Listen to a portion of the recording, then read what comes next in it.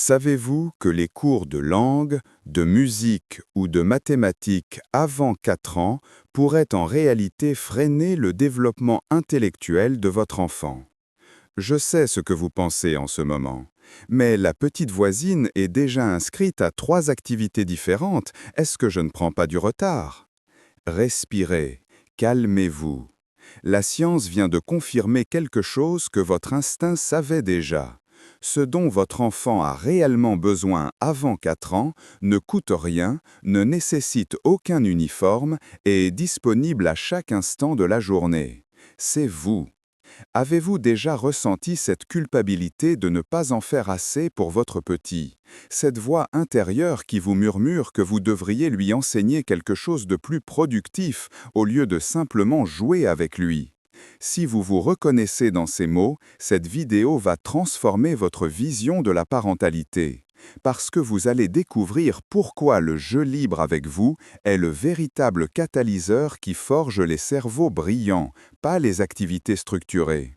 Restez avec moi jusqu'à la fin, car je vais vous donner 5 actions concrètes avec les phrases exactes à dire à votre enfant dès aujourd'hui pour transformer les moments du quotidien en apprentissage qu'aucune salle de classe ne peut offrir. Ce n'est pas une opinion, c'est de la neuroscience pure.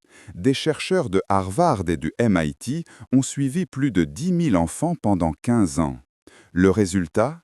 Les enfants de moins de 4 ans qui ont passé davantage de temps en jeux libres non structurés avec leurs parents ont développé 35% de connexions neuronales supplémentaires dans la zone du langage, une meilleure capacité de régulation émotionnelle et voici le point crucial, de meilleures performances académiques à 7 et 10 ans comparées aux enfants qui ont suivi des cours précoces.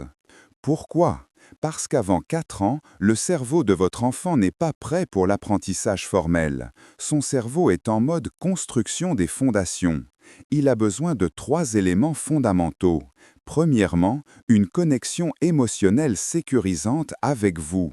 C'est ce qui construit les autoroutes neuronales qui permettront par la suite tous les apprentissages. Deuxièmement, l'exploration sensorielle libre.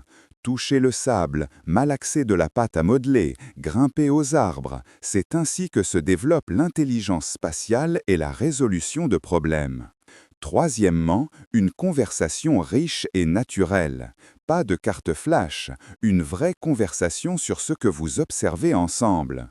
Lorsque vous placez un enfant de 3 ans dans un cours structuré, son cerveau passe en mode survie, pas en mode apprentissage. Il ne comprend pas pourquoi il doit rester assis immobile, alors que son corps lui crie « bouge, explore ». Comme on dit, rien ne sert de courir, il faut partir à point. Accélérer le processus ne l'améliore pas, cela le compromet. Alors, que faire à la place des cours? Premier geste, transformer les tâches quotidiennes en laboratoire d'apprentissage. Lorsque vous préparez le dîner, dites ceci. Mon chéri, tu peux m'aider à verser ces lentilles dans la casserole. On va les compter ensemble. 1, 2, 3. Vous n'avez pas besoin de méthode didactique.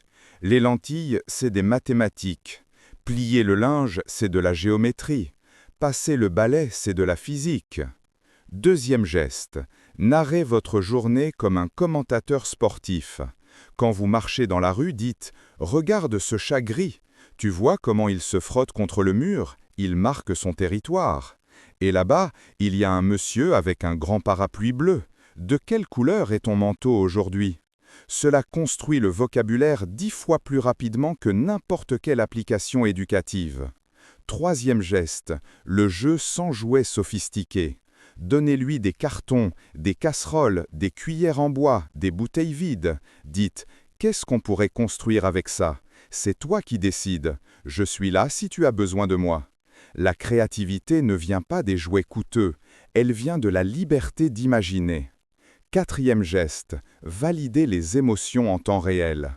Quand votre enfant fait une crise parce qu'il refuse de mettre ses chaussures, mettez-vous à sa hauteur et dites « Je vois que tu es très en colère en ce moment. Les chaussures te gênent. Moi aussi je me mets en colère parfois.